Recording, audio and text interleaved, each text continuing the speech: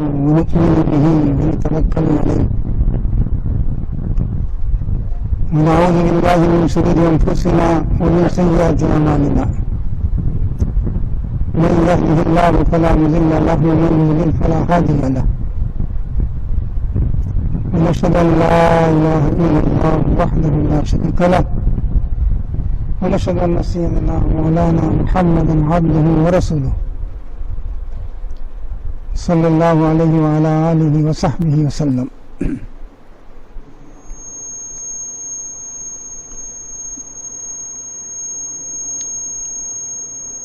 محترم ذمہ داران جماعت اسلامی ہند، محترم اساتذہ کرام اور عزیز طلباء، اس وقت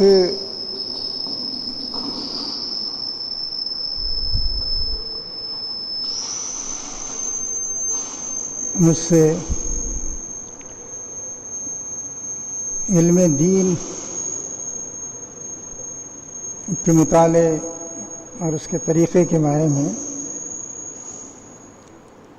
گفتگو کے لیے کہا گیا ہے.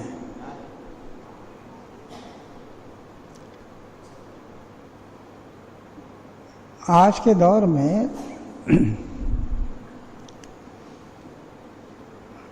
جب مغربی تہذیب کا غلبہ ہے، مغربی علوم کا غلبہ ہے، اور مغرب نے بہت سی چیزوں میں تحقیق بھی کی ہے جس سے دنیا کو فائدہ ہوتا ہے، اور مغربی علوم کے حاصل کرنے والوں کے لیے دنیا میں ترقی کے مواقع بھی ہیں، ملازمتیں ان کے لیے کھلی ہوئی ہیں، مارکیٹ میں ان کے لیے مواقع ہیں،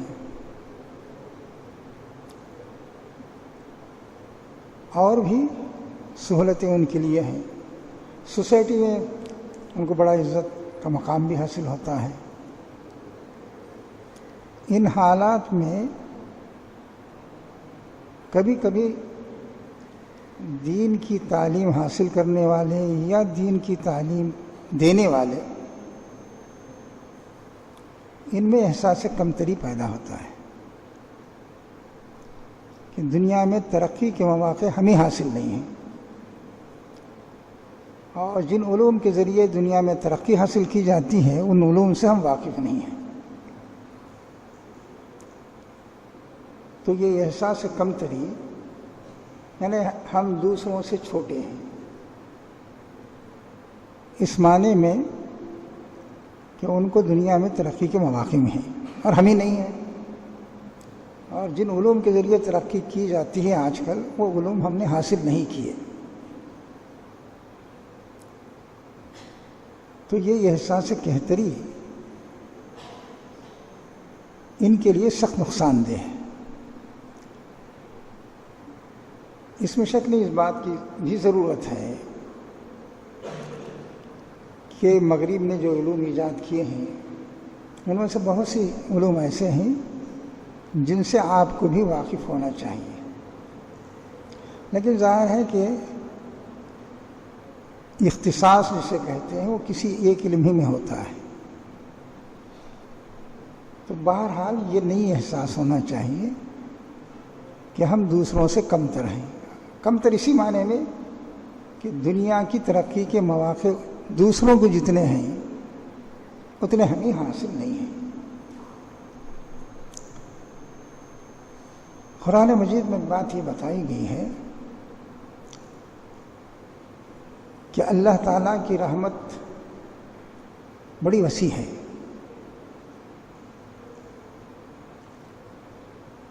کہ اللہ تعالیٰ نے کی رحمت دنیا میں بہت عام ہے.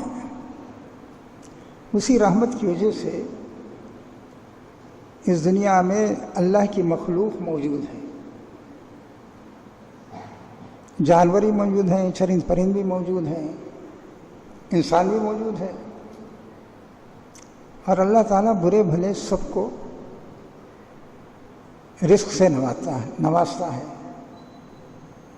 زندگی ان کو جنتی گزارنی ہے اس کی مہلت بھی دیتا ہے، نافرمانی کرتے ہیں تب بھی دیتا ہے،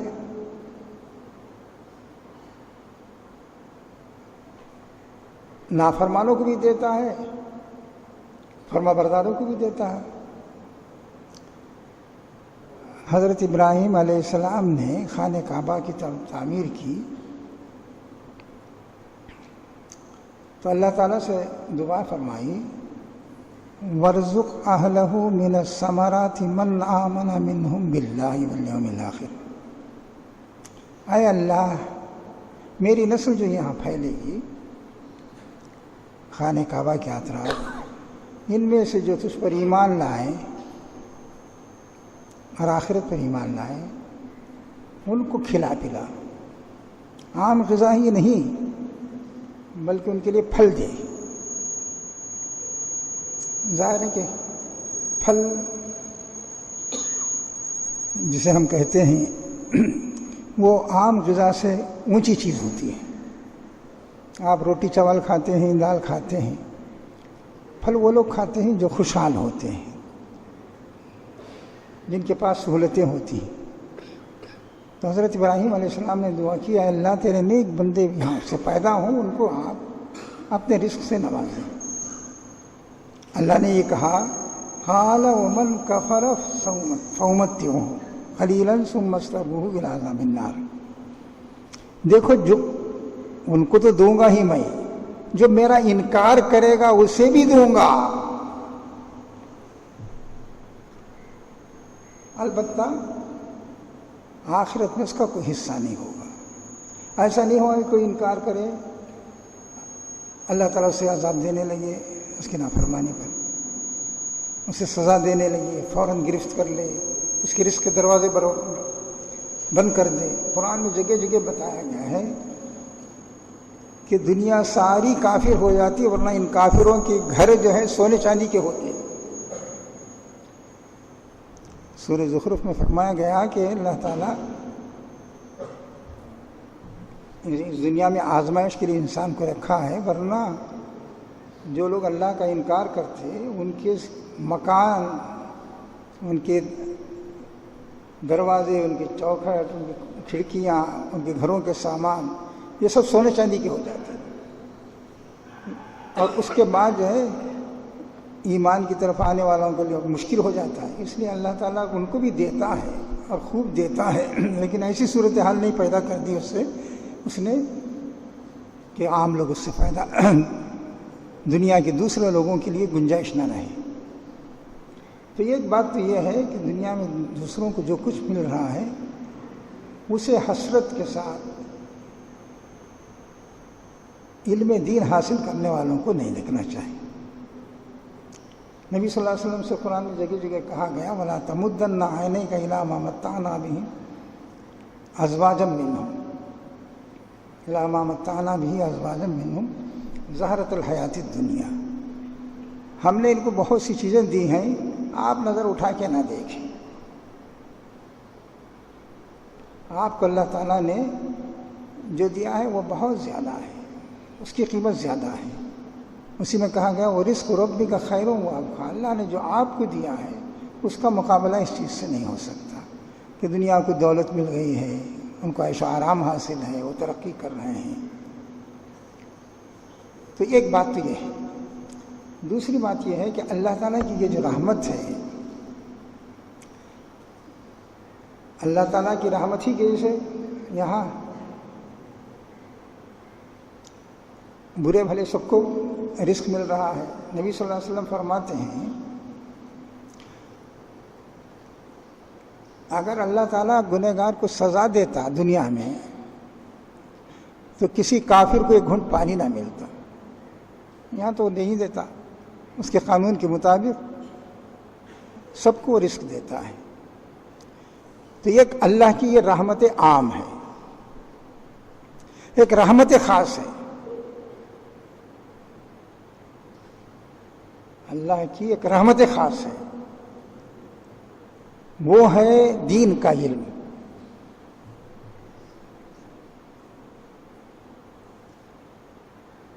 جو کسی ایسے انسان کو جو اللہ کا نافرمان ہے یا اسے نہیں مانتا، اس کے احکام کا پابند نہیں ہے، اسے نہیں ملتا۔ اب آپ دیکھیے سورہ رحمان پڑھیے، سورہ رحمان میں کہا گیا الرحمن، یہ سورت نازل کرنے والا یا جس کا یہاں ذکر کیا جا رہا ہے وہ رحمان ہے، ساری دنیا پر اس کی رحمت ہے۔ اس کی رحمت کا نمایاں پہلو یہ ہے کہ علم القرآن،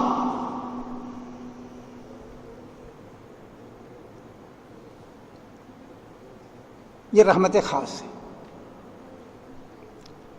علماء کرام نے، ابن قیم وغیرہ نے بتایا ہے بہت تفصیل سے کہ رحمت عام تو سب کو ملتی ہے اور رحمت خاص خاص اللہ کے بندوں کو ملتی ہے۔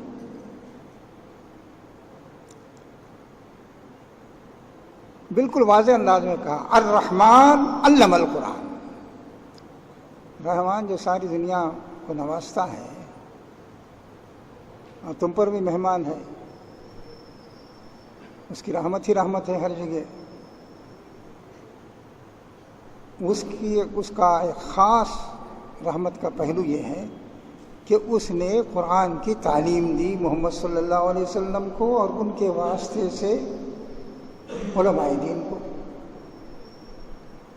اور وہ علمہ البیان، اور انسان کو بولنے کی طاقت دی۔ جانور اور انسان میں بہت سا فرق ہے، لیکن ہمارے قدیم علماء نے کہا ہے کہ بڑا فرق یہ ہے کہ انسان بولنے والا جانور ہے، اور اس میں ایک اشارہ یہ بھی ہے کہ اللہ نے بولنے کی طاقت دی ہے، قرآن کی روشنی میں بولو۔ اب آپ اپنا جو اعزاز ہے اسے آپ سمجھ سکتے ہیں۔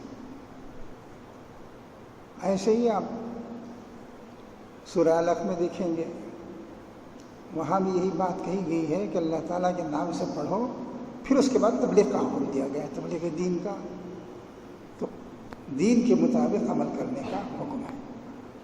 تو اب میں اس کی تشریح کروں گا تو وہ بھی بات لمبی ہو جائے گی، تو اس لیے جو لوگ علم دین حاصل کر رہے ہیں یا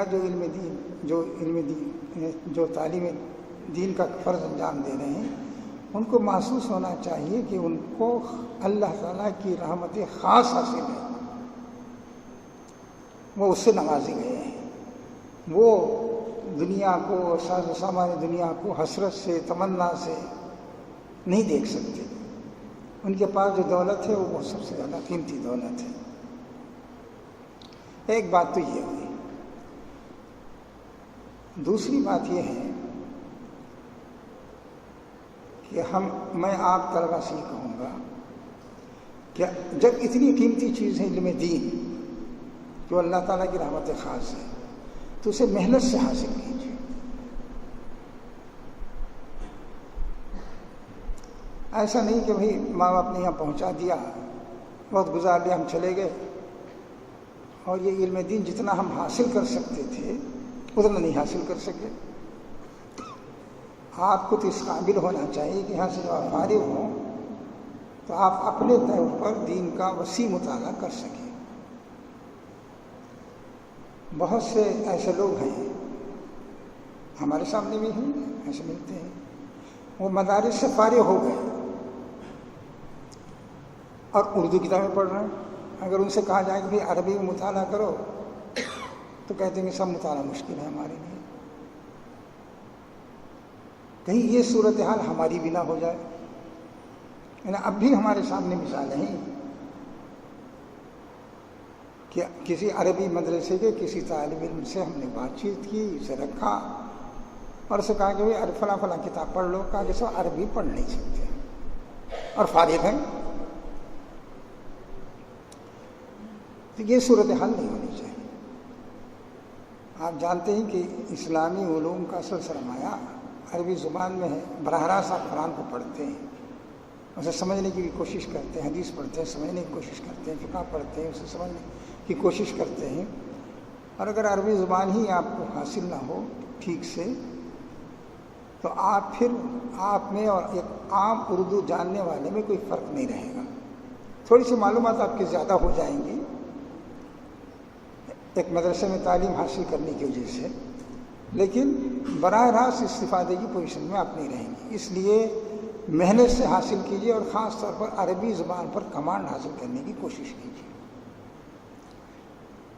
اور یہی بات میں اپنے اساتذہ کرام سے بھی کہوں گا، وہ بھی اس بات کی کوشش کریں کہ پوری تیاری کے ساتھ پڑھائیں.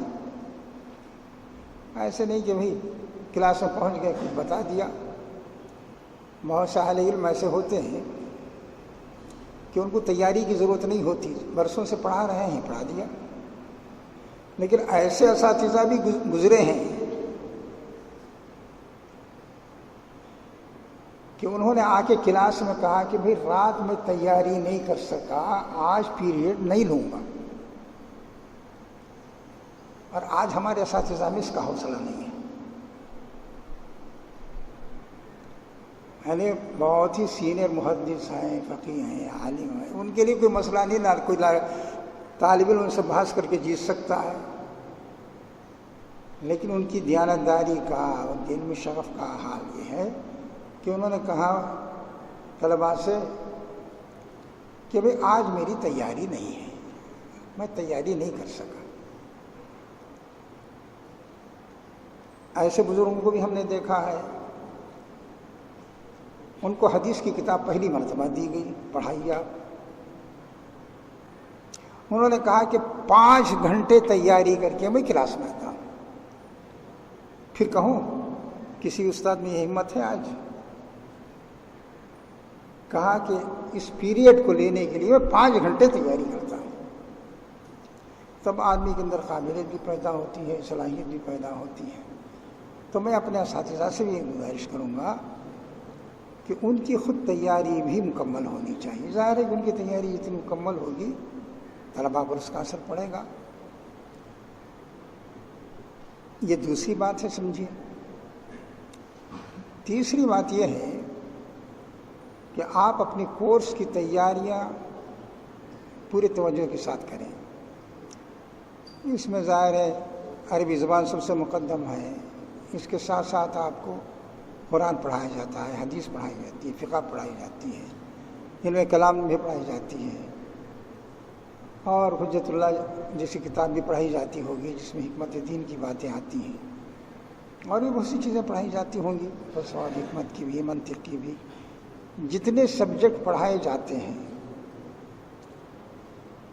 ان سب کو آپ توجہ سے پڑھیے، ان سب میں مہارت حاصل کیجیے.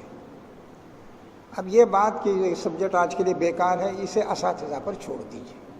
وہ فیصلہ کریں گے کہ کون سا سبجیکٹ پڑھانا ہے، نہیں کرنا. لیکن جو سبجیکٹس آپ کے لیے ہیں، تجویز کیے گئے ہیں، ان میں آپ مہارت پیدا کیجیے. اور اتنی مہارت پیدا کیجیے کہ اگر کسی وقت استاد کہے کہ بھئی آج میں نے تیاری نہیں کی ہے، تم پڑھا دو، تو پڑھا سکے. اتنی محنت آپ کو کرنی ہوگی.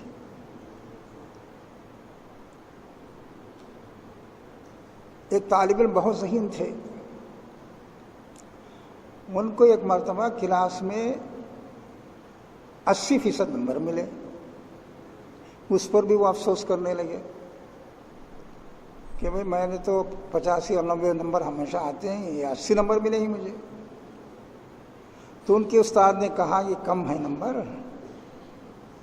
80 نمبر اس لڑکے کو ملتے ہیں جو استاد کی جگہ لے سکے اس سبجیکٹ میں. اب ایسا معلوم ہوتا ہے کہ نہ وہ استاد رہے نہ وہ شاگرد رہے. انہوں نے کہا کہ ہم اس طالب علم کو 80 نمبر دیتے ہیں جو اس مضمون میں استاد کی جگہ لے سکے، اور تم کہہ رہے ہو کہ نمبر ہی کم ملے ہمیں. تو ایک بات تو یہ ہے. دوسری بات تیسری کہیے کہ آپ اپنے موضوع پر خوب اچھی طرح تیاری کیجیے. آپ کی تیاری کے ساتھ طلباء کی اس کی بھی تیاری ہونی چاہیے، ہمارے اساتذہ کی بھی. ایک بات یہ ہے کہ آپ کا جنرل مطالعہ بھی ہونا چاہیے، یعنی جو کچھ آپ نصاب کی کتابیں پڑھتے ہیں یا کورس کی کتابیں پڑھتی ہیں، اس کے علاوہ بھی آپ کا دین کا مطالعہ ہونا چاہیے، اردو میں بھی ہو، عربی میں بھی ہو، اور کوئی طالب علم ایسا ہو جو انگریزی جانتا ہو تو انگریزی میں بھی پڑھے، لیکن بہرحال آپ کا مطالعہ وسیع ہونا چاہیے۔ یہ جو کہا جاتا ہے نا کہ مولوی لوگ کنویں کے میڈک ہوتے ہیں، اسے آپ غلط ثابت کیجیے اور کہیے کہ بھائی کسی بھی ٹاپک پر ہم سے گفتگو تم کر لو، تمہیں پتہ چل جائے گا۔ اور واقعی جب آپ اس پوزیشن میں ہوں گے تو یہ احترام لوگوں کے اندر ہوگا کہ آپ کہہ سکیں کہ صاحب آپ کسی موضوع پر گفتگو کرنا چاہیں تو ہم سے گفتگو کر لیں۔ تو یہ اسی وقت ممکن ہے جب کہ آپ اپنے کورس کے مطالعے کے ساتھ ساتھ بیرونی خارجی مطالعہ جسے کہتے ہیں، غیر نصابی مطالعہ جسے کہتے ہیں، وہ آپ کا وسیع ہو۔ اس کے لیے آپ وقت نکالیے، یہ نہ کہیے کہ وقت نہیں ہے، وقت تو بہت ہوتا ہے، وقت جو ہے بہت ہوتا ہے۔ جو لڑکا ٹاپ کرتا ہے وہ بھی بہت وقت ضائع کرتا ہے، تو وقت بہت ہے آپ کے پاس۔ تو جو اوقات آپ کو ملے اس میں لائبریری سے تعلق رکھیے اور آپ کے اپنے مطالعے کو وسیع کیجیے۔ ایک تو یہ ہے کہ اس سے ایک وسیع دنیا آپ کے سامنے آئے گی۔ یہ جو محدود دنیا ہے کورس کی کتابوں کی، اس سے ہٹ کر ایک وسیع دنیا سامنے آئے گی۔ آپ کو معلوم ہوگا کہ لوگوں نے کیا پڑھا ہے، کیا سوچا ہے، اس پر کس طرح وہ گفتگو کر رہے ہیں، کیا دلائل ہیں ان کے پاس۔ ہمیں یہ بھائی معلوم ہے کہ توحید پر جو ہے توحید دین کی بنیاد ہے۔ اب ہمارے جو کلام کی کتابیں ہیں، شرح عقائد نصفی یا رسالۃ التوحید، اس طرح کی جو کتابیں کورس میں رکھی جاتی ہیں، اس میں اس کے کچھ دلائل دیے گئے ہیں، لیکن اگر آپ محسوس کریں، اگر آپ مطالعہ کریں تو دیکھیں گے کہ اس سے وسیع دنیا ہے کہ آپ اس پوزیشن میں ہوں گے کہ آپ کہہ سکیں کہ اللہ ہے، وہ ایک ہے، اعتماد کے ساتھ آپ بات کر سکیں گے۔ تو ایک تو آپ کی دنیا وسیع ہوگی اگر آپ کا مطالعہ وسیع ہوگا، اور دوسری بات یہ ہوگی آپ اپنے کورس کو بھی بہتر طریقے سے سمجھ سکیں گے اور سمجھا سکیں گے۔ اور جب تک آپ کا مطالعہ وسیع نہیں ہوگا، آپ اپنے کورس کو بھی بہتر طریقے سے سمجھیں گے اور سمجھائیں گے نہیں۔ اس لیے آپ کا مطالعہ وسیع ہونا چاہیے، اس میں آپ اپنے اونچی کلاس کے ساتھیوں سے بھی مدد لے سکتے ہیں، اساتذہ سے بھی مدد لے سکتے ہیں کہ کسی بھی موضوع پر کون سی اہم کتابیں ہیں معلوم کر لیجیے، اور لائبریری میں جا کے بھی آپ معلوم کر سکتے ہیں۔ آج کل تو انٹرنیٹ کے ذریعے بھی بہت سی باتیں معلوم ہو جاتی ہیں، تو آپ معلوم کر سکتے ہیں کہ کس موضوع پر کیا چیز اہم ہے، اس کا مطالعہ ضرور کیجیے۔ اس سے یہی نہیں کہ آپ کے علم میں اضافہ ہوگا، بلکہ آپ اپنے کورس کو اور اپنے نصاب کو یہ بہتر طریقے سے سمجھیں گے اور آپ کے نمبر بھی اچھے آئیں گے۔ اس کے ساتھ اس بات کی بھی کوشش کیجیے، آج کا زمانہ، پہلے بھی یہی زمانہ تھا، اس معاملے میں کوئی بڑا فرق نہیں واقع ہوا ہے کہ آپ اللہ کا دین دنیا کے سامنے پیش کرنا چاہتے ہیں، تقریر کے ذریعے، تحریر کے ذریعے،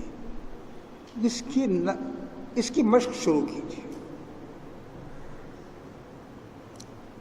یہیں سے کچھ لکھنا شروع کیجیے۔ شروع میں کوئی چیز نہیں چھپے گی، لیکن وقت آئے گا چھپے گی۔ شروع میں کوئی شخص آپ کی تحریر نہیں پڑھے گا، وقت آئے گا پڑھیں گے اسے بھی۔ تو جتنے آپ نامور مصنفین دیکھتے ہیں، کسی کے بارے میں آپ معلوم کر کے دیکھیے، معلوم ہے کہ وہ طالب علم کے زمانے ہی سے انہوں نے لکھنا شروع کر دیا تھا، تب گویا وہ اس مقام پر پہنچے۔ تو ان باتوں کا اگر آپ خیال رکھیں گے اور لائبریری کے ساتھ میں لائبریری سے زیادہ سے زیادہ استفادہ کریں گے، تو آپ کا ذہن بھی کھلے گا اور آپ کی تقریر اور تحریر کے لیے مواد بھی ہوگا کہ آپ پیش کر سکیں گے۔ لوگ کہتے ہیں کہ کتب خانے میں یا لائبریری میں گھومنے پھرنے سے بھی انسان کے علم میں اضافہ ہوتا ہے۔ آپ جائیے، کسی الماری کو کھولیے، دیکھیے کسی فن کی کتابیں پوری رکھی ہوئی ہیں، اس میں کون سی کتابیں ہیں، اہم کتابیں ہیں، کس نے کیا کتابیں لکھی ہیں۔ حیرت ہوگی آپ کو کہ آج کے دور میں یہ جبکہ بہت سی سہولتیں ہو گئی ہیں، پوری اکیڈمیاں جتنا کام کرتی ہیں۔ خدا جانے اللہ تعالیٰ نے ہمارے بزرگوں کے کاموں میں کیسی برکت عطا کی تھی کہ تنہا ایک شخص کام کر گیا۔ حافظ ابن حجر کی کتابیں اتنی ہیں کہ آج کسی طالب علم کو سے کہا جائے کہ نقل کرو، 20 برس کی عمر میں اس کے حوالے کیا جائے اور اسے 60 برس کی عمر ملے تو پوری طرح نقل کر کے نہیں دے سکتے۔ اور لکھا کیسے ہیں انہوں نے، مطالعہ کہاں سے کیا، دیکھیے۔ بہرحال برجستہ کچھ باتیں آپ کے سامنے میں نے آئی تو لکھی، ان باتوں پر اگر آپ عمل کریں گے تو انشاءاللہ آپ کی زندگی میں تبدیلی بھی آئے گی اور آپ اس قابل بھی ہوں گے کہ دنیا کے سامنے اسلام کو پیش کر سکیں علمی انداز میں، اور دنیا اس سے متاثر بھی ہو۔ وقت بھی ہمارے پاس نہیں ہے۔ اللہ تعالیٰ سے دعا ہے کہ جو باتیں عرض کی گئی ہیں ان کو آپ یاد رکھیں اور جس حد تک ممکن ہو اس پر عمل بھی کریں، انشاءاللہ اس سے فائدہ ہوگا۔ وآخر دعوانا الحمدللہ رب العالمین۔ اللہم انا نسألک الہدی والتقی والعفاف والغنی، ربنا زدنا علما وارزقنا فہما۔ اللہم انا نسألک علما نافعا ورزقا واسعا وعملا متقبلا۔ اللہم انا نعوذ بک من علم لا ينفع ومن قلب لا يخشع ومن دعاء لا يستجاب له۔ ربنا لا تزغ قلوبنا بعد إذ هديتنا وهب لنا من لدنك رحمة إنك أنت الوهاب۔ وصلى الله تعالى على خير خلقه سيدنا محمد وعلى آله وصحبه أجمعين، آمين، والحمد لله۔